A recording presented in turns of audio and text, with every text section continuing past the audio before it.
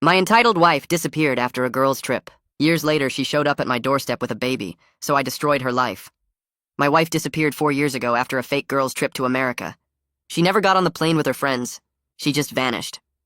I used to be happily married to her for over 4 years before that. 4 years, and she threw it all away. We never had problems in our relationship until we found out I couldn't have kids. My count was extremely low. That news sent me into a depression I barely climbed out of. Over those 4 years of marriage, I tried to get her to agree to adoption, surrogacy, anything. But she denied every option, insisting she was fine without children.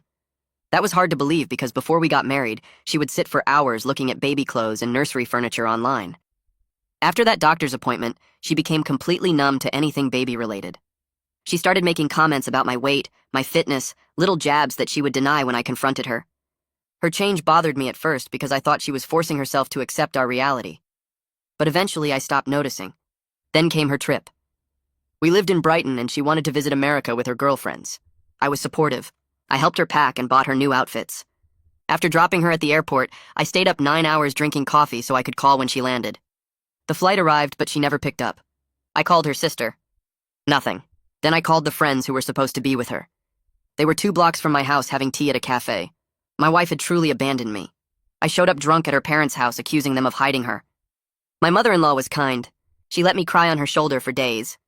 It took 2 years of therapy before I stopped having nightmares about her lost somewhere waiting for me to rescue her. But I didn't give up. I started going on golf trips again, going to pubs with my friends, joining the gym. I got promoted at work. My life was finally moving forward. Then, almost 4 years after she disappeared, I opened my front door and found my wife standing there with a baby in her arms. She looked exhausted, thinner than I remembered. The baby was maybe 6 months old. She smiled at me like no time had passed and said she was sorry, that she made a mistake, that she wanted to come home. I asked her whose baby that was. She said it was hers. I asked who the father was. She went quiet for a long moment, and then said it didn't matter because he was gone now and she needed help. She said she had nowhere else to go. I stood in my doorway looking at the woman who had destroyed me, and I felt absolutely nothing. I asked her where she had been for 4 years. She started crying and said she went to California with a man she had been seeing for almost a year before she left. I asked if that was why she rejected adoption and surrogacy. She didn't answer. I asked if she had planned to leave me the entire time she was pretending our marriage was fine. She just kept crying. Then she said the man left her when the baby was 2 months old and took all their money. She said her family wouldn't take her back because of the shame. She said I was the only person who ever truly loved her and that she knew I would help. I laughed. I actually laughed out loud on my doorstep.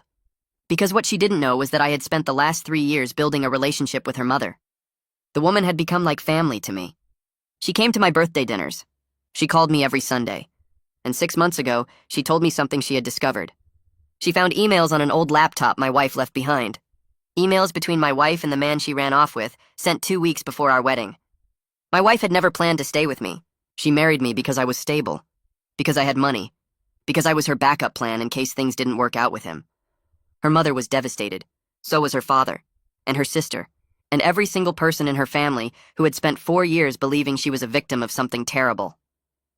They all knew the truth now, every single one of them. I looked at my wife and told her she should call her mother. She looked confused. She said her mother wasn't speaking to her. I said I know. Then I told her that her father had written her out of the will 3 months ago and given her entire inheritance to me as an apology for what his daughter did. Her face went white. She asked what I was talking about. I told her that the family she thought would eventually forgive her had already chosen their side.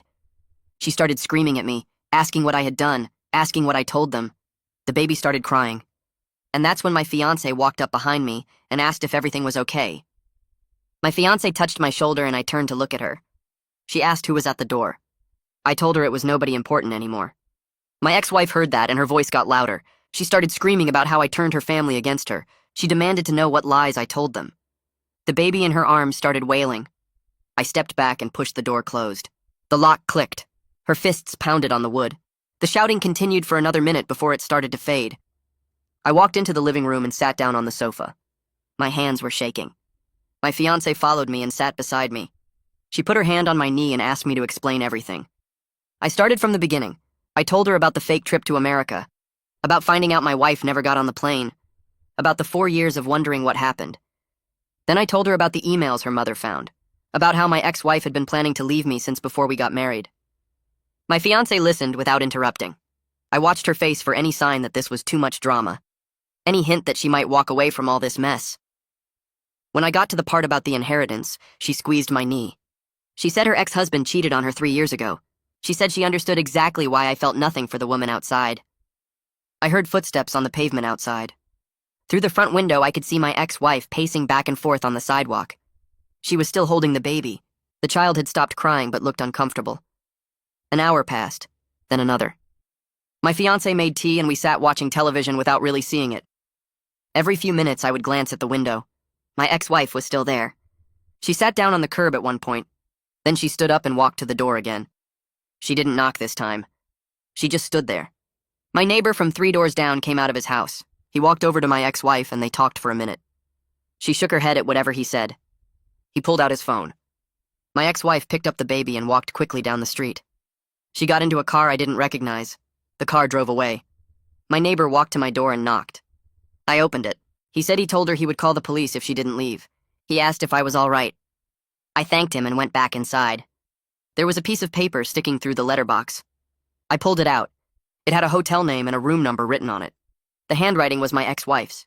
She had written please at the bottom. I walked to the kitchen and dropped the paper in the bin. The phone rang early the next morning. My ex-mother-in-law was crying. She could barely get the words out. Her daughter showed up at their house during the night. She slept in her car in the driveway with the baby. The whole neighborhood saw it when they left for work. She asked if I was okay. She said she was sorry for what her daughter was doing. I told her I was fine. I told her not to apologize for things she didn't do. She said she loved me and hung up. My fiancé was still asleep. I made coffee and sat at the kitchen table. My phone buzzed with a text message.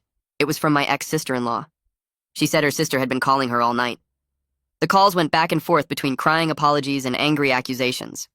She blocked the number but wanted to warn me. My ex-wife was telling people I was keeping her from her family. I took a screenshot of the message. I saved it to a folder on my phone where I was keeping records of everything. 3 days went by without any contact. I started to think maybe she had given up. Then someone knocked on my door in the middle of the afternoon. I opened it expecting to see my ex-wife again. Instead, there was a woman in professional clothes holding a clipboard. She introduced herself as a social worker. She said she needed to ask me some questions about a woman who listed this address as her residence. I asked her to come inside. We sat in the living room and I explained the whole situation. I showed her the timeline on my phone. Photos from 4 years ago when my wife disappeared. Records showing I reported her missing. Therapy bills from the 2 years after. The social worker took notes. She asked if I knew where my ex-wife was actually staying. I gave her the hotel information from the note. The social worker looked concerned. She said something about the baby's welfare. She thanked me for my time and left. Derek came over that evening with takeaway food. We ate in the kitchen and he told me something that made my stomach turn. My ex-wife had contacted him on Facebook. She sent him a long message asking him to convince me to help her. She said I was being cruel and unreasonable. She said she knew Derek could make me see sense. Derek showed me his response. He told her exactly what he thought of people who abandon their spouses. He told her what those 4 years did to me. Then he blocked her. I thanked him, but the whole thing left me feeling sick. She was reaching into every part of my life, trying to find anyone who might take her side. Work got awkward the next day. A colleague pulled me aside in the break room. She said she saw a woman with a baby asking about me in the car park yesterday. The woman was showing people a photo on her phone. My colleague looked uncomfortable telling me this. An hour later, my boss called me into his office. He closed the door and asked if everything was all right. I had to explain the whole situation to keep rumors from spreading around the office. He listened and nodded. He said he was sorry I was dealing with this. He told me to let him know if she showed up again. Security would escort her off the property. I went back to my desk feeling exposed. Everyone probably knew now. Everyone was probably talking about it. My fiancé suggested we stay at her flat for a few days. She said we needed to get away from all the chaos. While we packed, she sat on the bed and admitted something that had been worrying her. She asked if this whole situation might change how I felt about having kids someday. She said that was part of what destroyed my first marriage. I stopped folding clothes and sat beside her. I told her my ex-wife's betrayal had nothing to do with my infertility. It had everything to do with her character. She was already planning to leave me before we even knew about my condition. The infertility was just her excuse. My fiancé nodded, but I could see she was still thinking about it. At her flat that night, we stayed up late talking. She told me about her ex-husband's affair, how she found out when a woman messaged her on Facebook with screenshots. How she almost didn't date again because the trust was so broken. She said she spent a year in therapy learning to believe people again. I told her about my nightmares during the first 2 years, about waking up thinking I needed to go find my wife, about the guilt I felt for being angry at someone who might have been hurt or lost. We talked about how we both rebuilt ourselves piece by piece, how we found each other when we were finally ready, how we weren't going to let my ex-wife's return damage what we built together. She fell asleep with her head on my chest. I lay awake for a while thinking about how different my life was now compared to 4 years ago. How much stronger I was. How much clearer I could see things. The next morning, my ex-father-in-law rang me while I was making breakfast. His voice sounded tight when he started talking. He told me his daughter had been posting all over social media for the past 2 days. She was writing long paragraphs about how her family abandoned her when she needed them most. She made herself sound like a victim of cruel parents who turned their backs on their daughter and grandchild. She left out every single detail about the affair, the planning, the emails before the wedding. She made it sound like she just made one mistake and everyone punished her for it. He said people were commenting on the posts telling him he should be ashamed. Neighbors were asking his wife why they wouldn't help their own daughter. He sounded furious but also tired. He told me his solicitor was drafting a cease and desist letter. They were going to demand she take the post down, or they would release the actual timeline of events. He apologized for his daughter dragging me back into this mess. I told him it wasn't his fault. After we hung up, I sat at the kitchen table staring at my toast. My fiancé came downstairs and asked what was wrong. I showed her my phone. My ex-wife had tagged me in one of the posts even though I had blocked her years ago. The post was still visible because someone had screenshotted it and sent it to me. She wrote about how I turned her family against her with lies, how I poisoned them because I couldn't forgive her for one mistake. I felt sick reading it. A week crawled by. I tried to focus on work, but my mind kept wandering. Then a thick envelope arrived in the post. It was from a legal aid office. I opened it standing in my hallway. The letter requested child support on behalf of my ex-wife. It claimed we were still legally married when the baby was conceived. That part was technically true even though we had been separated for years.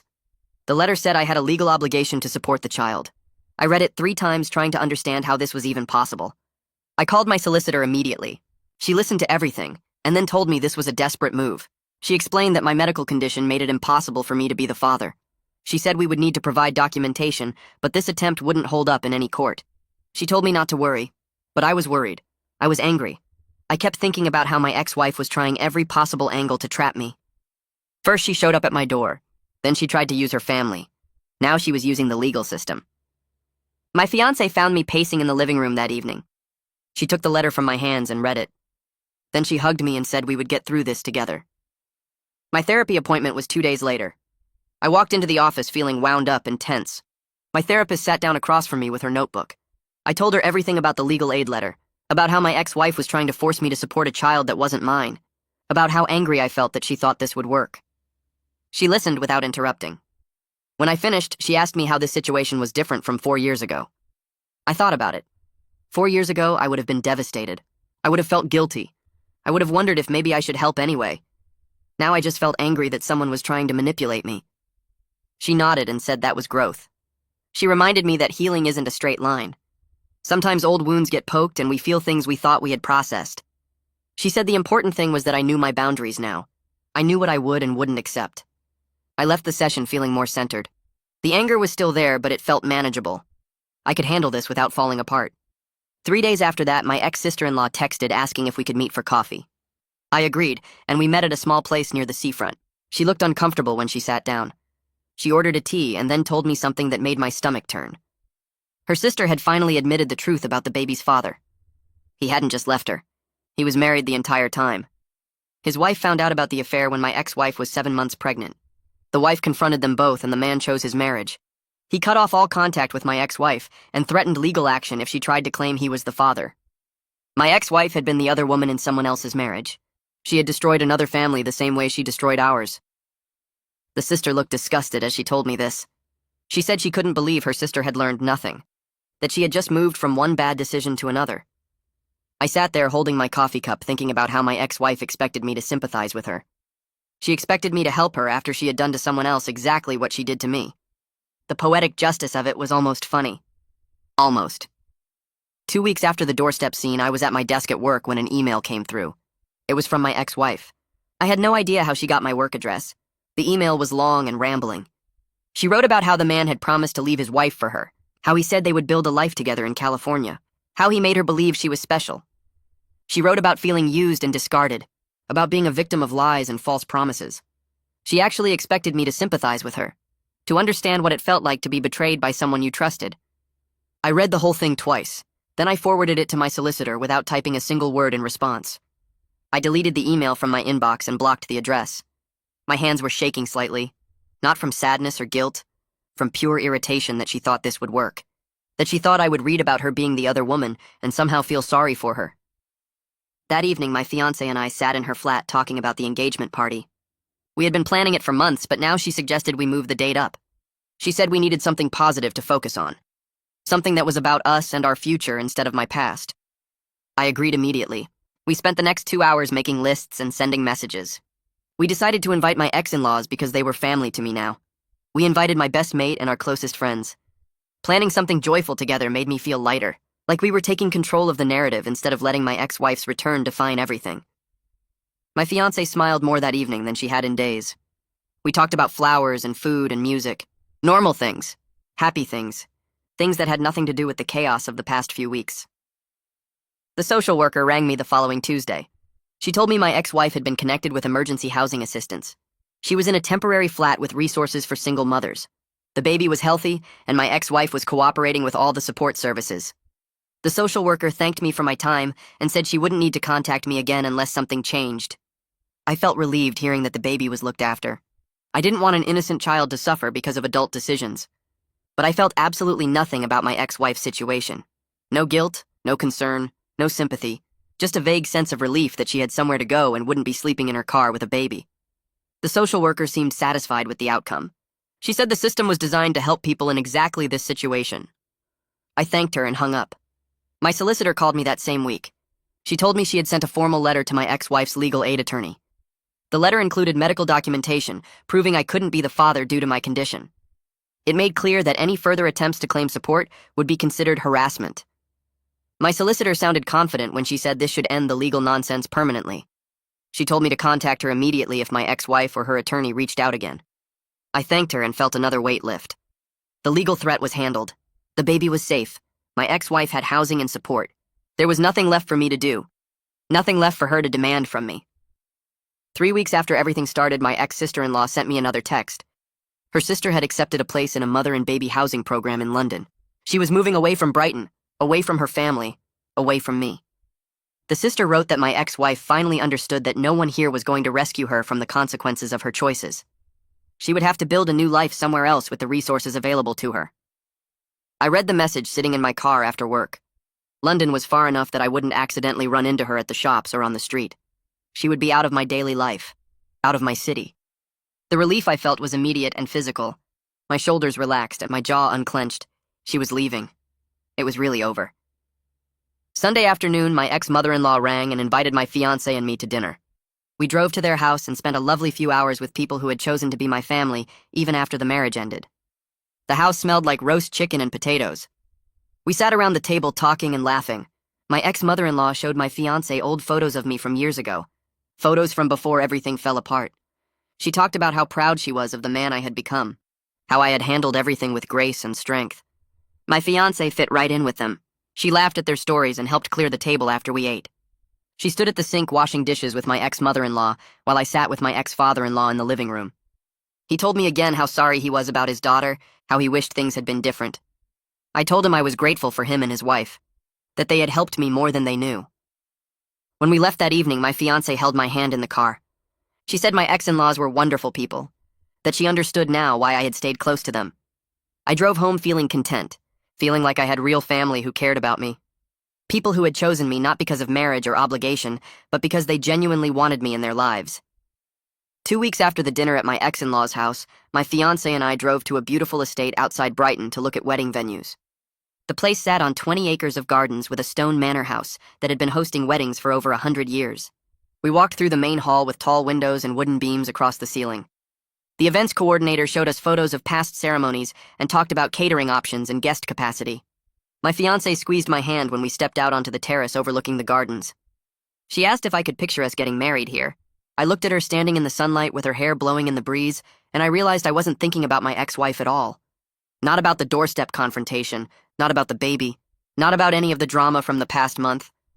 I was just thinking about marrying this woman who actually wanted to be with me, who chose me every single day. We went back inside and signed the contract for next April. The coordinator congratulated us and shook our hands. Walking back to the car, I felt something lift off my shoulders. A weight I'd been carrying since my ex-wife showed up at my door. Maybe even longer than that. I felt lighter than I had in years. 2 months passed without any contact from my ex-wife.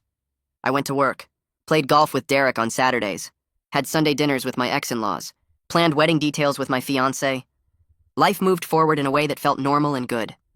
Then one Tuesday afternoon, my phone buzzed with a text from my ex-sister-in-law.